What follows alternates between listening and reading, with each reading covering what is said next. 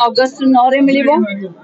एथर सुभद्रार तृतीय किस्ती आमे कोरापुट जयपुर दबु एवं कोटियार घरे घरे सुभद्रा को पहुंचेबू। ता पूर्वर कोटिया गस्त करी मु समीक्षा करी सुभद्रा एनरोलमेंट एवं कोटियार ओडिया लोक मान केभली सुभद्रा पाइबे तापाई व्यवस्था करी।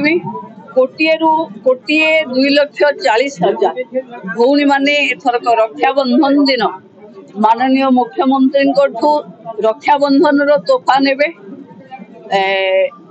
1,88,000 जो माने कंप्लेन रे अछंती पाई पारु नाहंती हुए तो तांकर जमी तांको इनकम टैक्स किछि जोडा प्रतिबंधक आसीछि तापाई कि आमे पर्यायक्रमे व्यवस्था करिबु एवं जो माने एथिरे एलिजिबल हेबे से माने 9 रे पाई जिबे।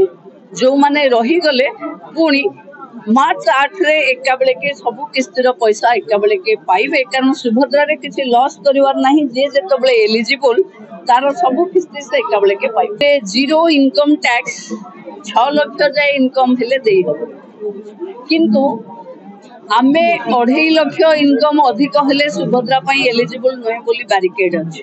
जदि जीरो इनकम रे 2.5 लाख रु ऊर्ध्व नाही ताहले से माने एलिजिबल।